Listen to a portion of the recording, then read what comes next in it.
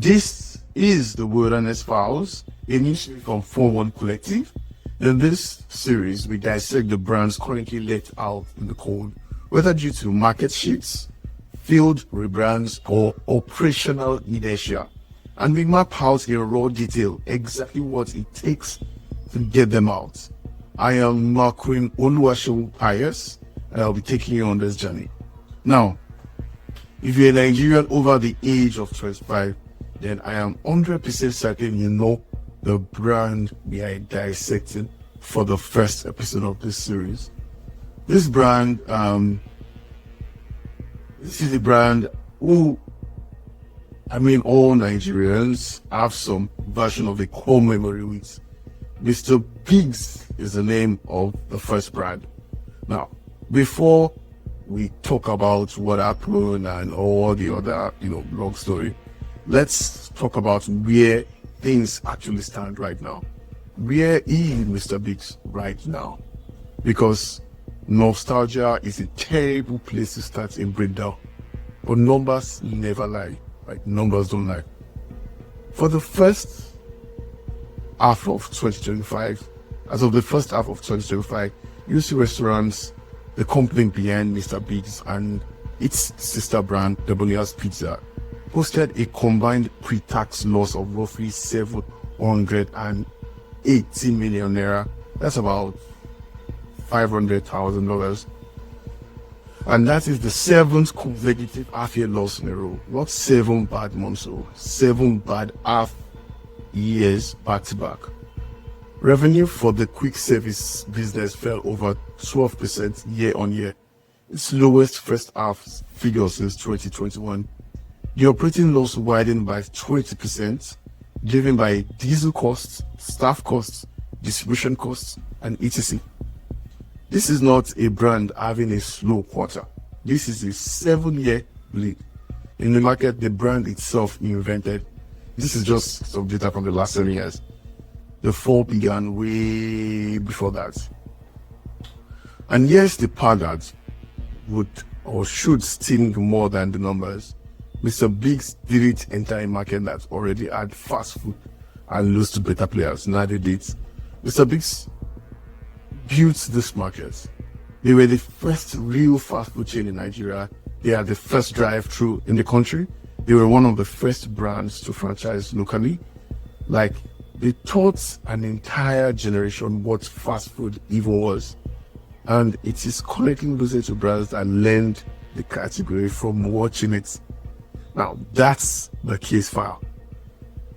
Let's open it properly. Let's break it down properly. Let's see what we can learn and what we can't learn. To understand the fall, you have to understand the height. And the height was, extraordinary. Mr Bigg opened its doors on Lagos Island in 1986, growing out of a coffee shop concept that traced back even further. At the time, the dining landscape was dominated by Mama Put spots and informal food vendors. So Mama Puts are roadside street restaurants in Nigeria. There was basically no fast food in Nigeria yet. So Mr Bigg happened. They created the first fast food restaurants. It launched Nigeria's first drive-through and became any pioneers of local franchising. By partnering with local entrepreneurs, they used local capital and inside knowledge to scale up very fast. Then Mr Bigg struck a genuinely clever partnership with Mobile. That's a filling station in Nigeria, placing outlets at filling stations across the country, thereby putting the brand directly in the path of road shipping fuel buying Nigerians. So basically, every time you're traveling and you want to buy fuel, you see Mr Bigg. They started this. Now it's everywhere now. Now, by the early 2000s, it had grown to over 170 locations across roughly 40 cities. It was born at a point ranked among the top 10 restaurant chains in the world by customer counts. Not in Nigeria, in the world. That's how big Mr Bigg was. This wasn't a regional favorite. This was a generational institution. birthday parties happened there, first dates happened there, and then the meat pie. Oh my God. When the meat pie was legendary. I think Mr Bigg's made meat pie some of us favorite snack till today. The meat pie was a genuine cultural reference point, something an entire generation of Nigerians, regardless of class, regardless of where, who, everyone shared that as a memory. The meat pie was, was very core to us. Okay. You're not talking about meat pie. Let's talk about what exactly happened. So you see, brands rarely die from one wound. They die from several compounding wounds over the years. While everyone inside the company tells themselves the next month will be different, the next quarter will be different, but it's only got worse, like just got worse. Now, here are 6 wounds I can identify clearly with evidence that, okay, this is exactly what I think and what I know happened with Mr. Biggs and how we can learn from it. Number 1, franchise quality collapse.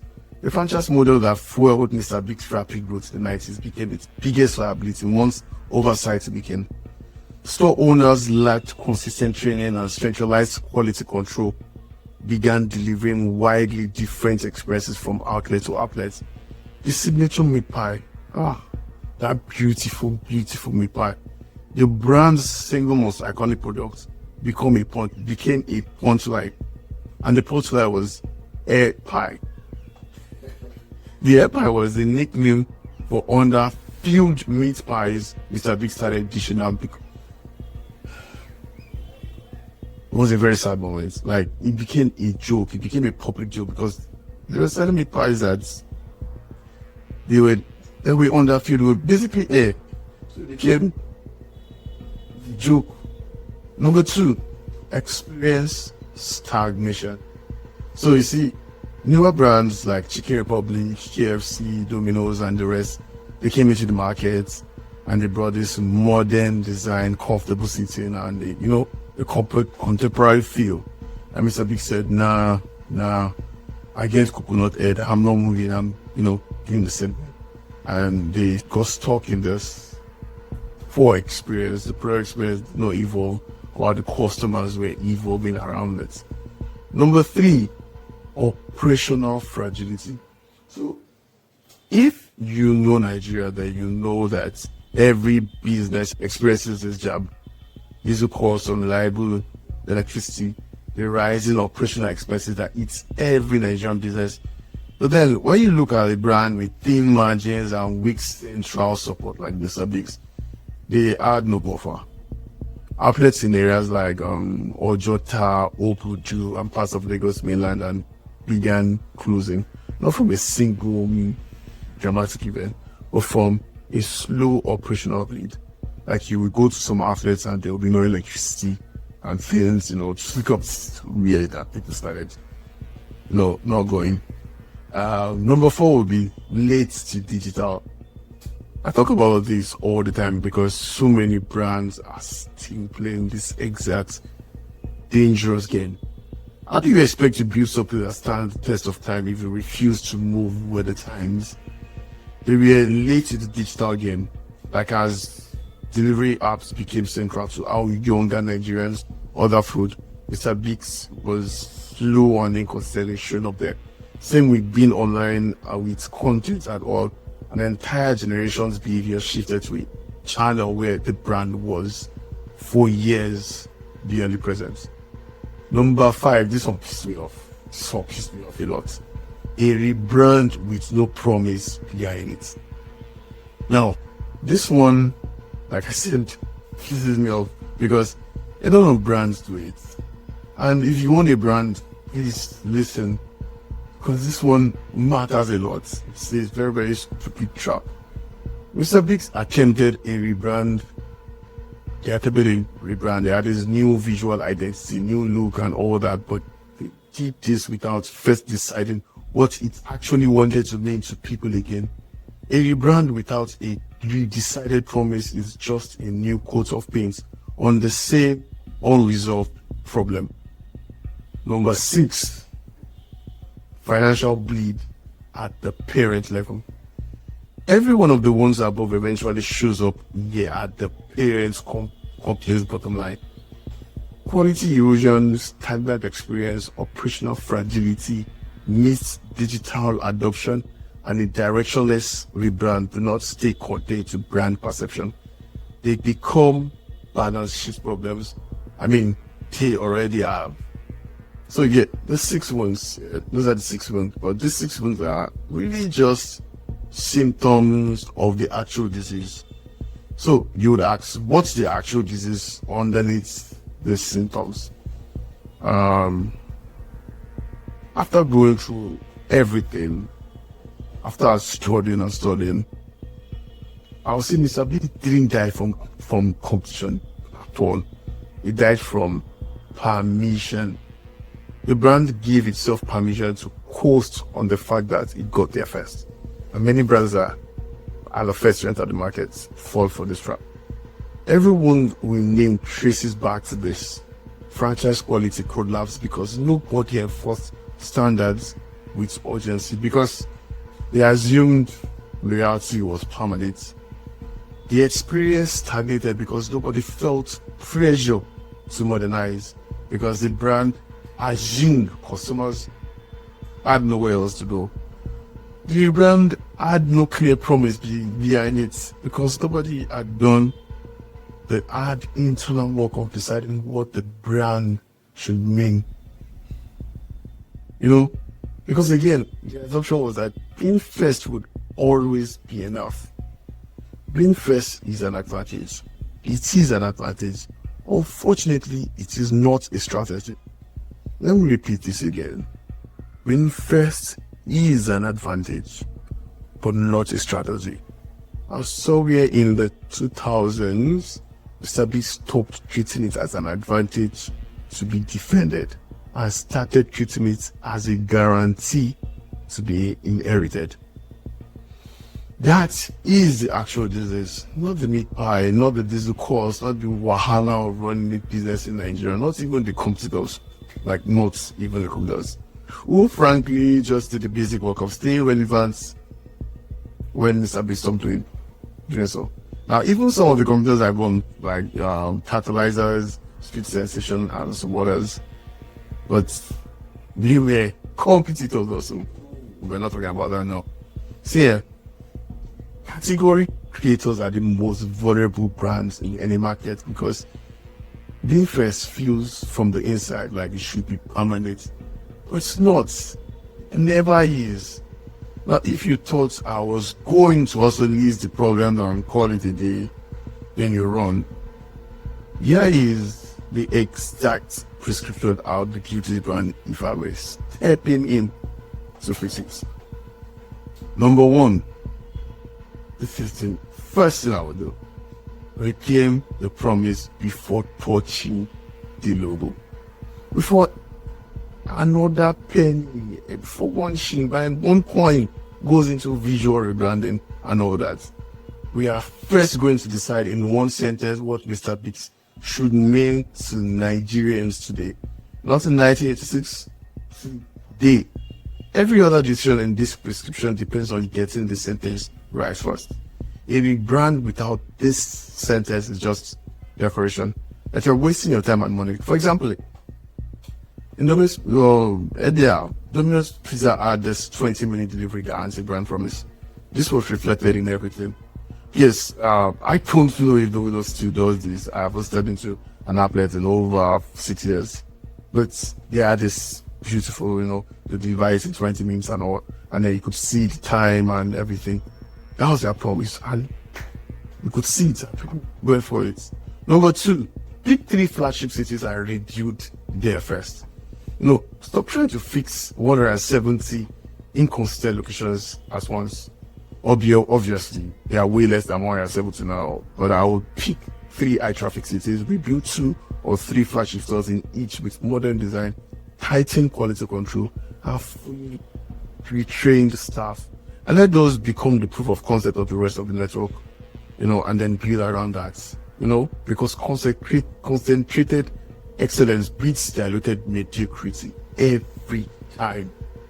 Number 3, I'm going to make the meat pie the hero again. You know, properly brand as a built-in cultural icon sitting right there. That's what I'm going to use. And we'll make sure they stop treating it as a commodity item and start treating it as the centerpiece. We'll make sure they fix the quality control issue completely and market it the way it wants business markets its signature products. Heritage, craft, nostalgia, pride. The product that made the joke should become the product that ends it. Number four thing I will do, I'll win the digital shelf. Not just the physical one, I will make sure we win the digital, shelf. Full, consistent, well-merchandised presence on every major delivery platform with delivery-specific packaging and a digital ordering experience that feels like, that doesn't feel like an afterthought. An entire generation interaction with a food brand now happens on the screen before it happens at a counter. And then number 5, which is most likely going to be one of the most exciting part of this whole project, even I was handling it, I will sell the nostalgia as an asset, not a liability. I don't know why most legacy brands try to hide their age to look modern. Like, it's wrong move. Mr Bigg has something most comfortable buildings, 3 generations of genuine emotional memory. Nostalgia is a great feeling to sell. Build brands that turn that memory into a present-day desire. Like, I would use a campaign like, bring your kids to the place that raised you. That's not a need business piece. That's a one business piece. Business built on belonging and nostalgia, which is exactly the kind of emotional foundation that breeds loyalty. Competitors don't easily copy. One of these 5 moves that I just mentioned are exempt. None of them require reinventing a brand from nothing. They require discipline, sequencing, and the willingness to do the own glamorous internal work. Starting with the one sentence about what the brand actually means now. That's the file. That's the wilderness file. Episode 1. Every brand in the wilderness got there the same way, mostly. Permission, dreams, or both. And every brand can come out in the same way too. Out of the dirt into authority. Now, if you want to see more of this, subscribe. The next case file is already open. Thank you.